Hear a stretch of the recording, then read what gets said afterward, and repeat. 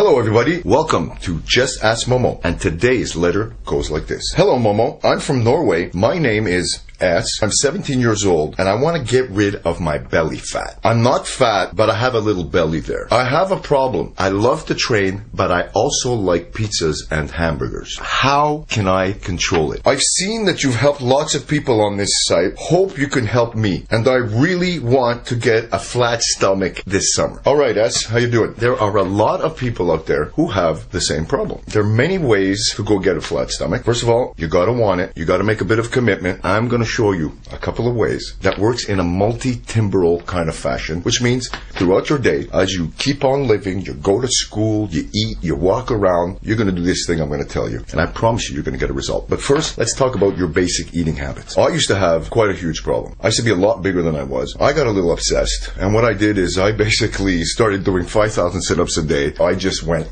in like 3 months. I was a whole other person. I had a kind of a body that I've only dreamt of having. It's been years now. I've stopped training. There are many ways to go about it. First of all, let's talk about portions. It's one thing, like when you're going to eat, one of the tricks is never eat late at night when you're going to sleep. That is your worst enemy. You're going to go to sleep. The food's going to sit inside you. You're not going to digest right. You're not going to burn off those calories. Guess what's going to happen? Your stomach is going to have you're going to have a little belly there that you don't like. The times and the hours that you eat at are very important. You have to stay consistent. It's very important to have breakfast in the morning. You got to try and eat lunch always at the same time. Don't go eating like really late. If you're going to eat something late because you're hungry, then I got to tell you, you're better off having like a yogurt, a little bit of cereal or something, as opposed to trying to scoff down the cold pizza or the cold burger that you still got in the fridge that you didn't finish from lunch. Substitution is a very important thing. I mean, let's say you like pizza, okay? And let's combine this with the portion thing. All you got to do is, if you like pizza, well, get yourself like some English muffins. They're really small. You can make your own little mini pizzas on those things, or even on a pita. A lot smaller, a lot more controlled. What you do is you put good stuff on it. You shouldn't put all the melted cheese and stuff on it if you can avoid it. You can put some vegetables, some broccoli, any kind of good stuff for you on these little English muffins, and they make amazing little pizzas. So it's very, very important you get serious about what it is you want to do, and you tell yourself, well, look, if I'm unhappy about this, I have a goal and I want to reach that. If you're going to eat like a sandwich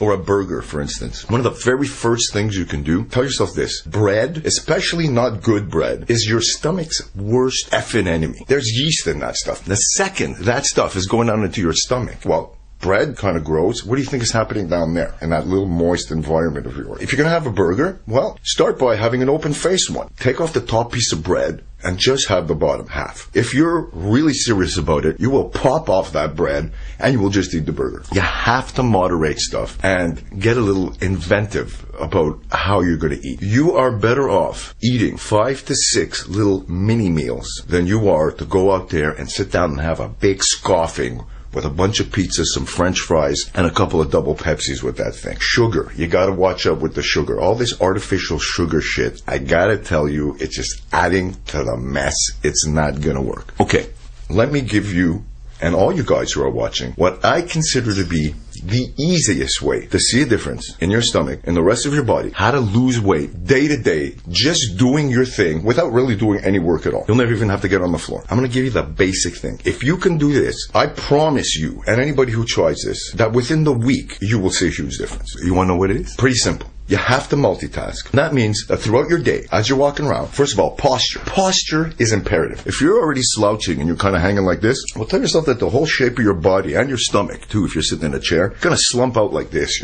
When you stand up straight and you point straight up, your stomach starts to come up. Step number 2, take your belly button and you push it and you suck it right towards your back. Now you hold it there. Some people are going to say, well, my stomach's a little too big and I can't really feel it. You got to make yourself feel it and you got to hold it there and eventually you will feel it.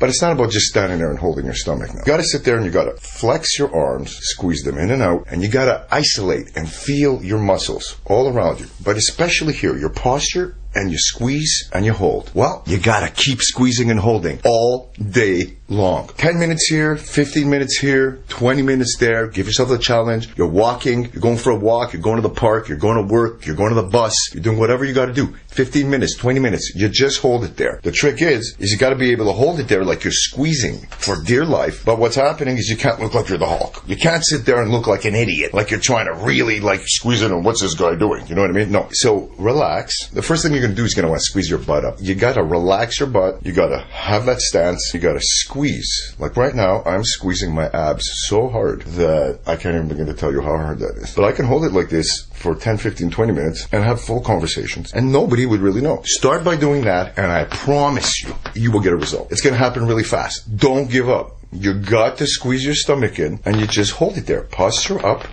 Control the times that you eat at. Cut your portions down. Go open-faced sandwiches. Get rid of the bread altogether. Limit the bread. You know, if you're into the bread, the cheeses, the soda pop, all that sugar stuff, all that shit, it's not good. That is all going to add to that. But the bread, this is stomach killer. Unless you're eating amazing bread with no yeast in it, no glucose, it's got some really serious, great bread. I got to tell you, the stuff is only going to grow your stomach. Oof.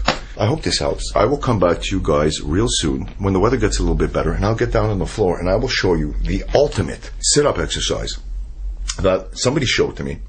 A crazy trainer who actually trained Sylvester Stallone. This guy showed me this routine that changed my life. One of the hardest things to do, but you do about 500-600 sit-ups in about 3 minutes. And I got to tell you, when you do this 3-4 times a day, it doesn't take long and you're cut and ripped.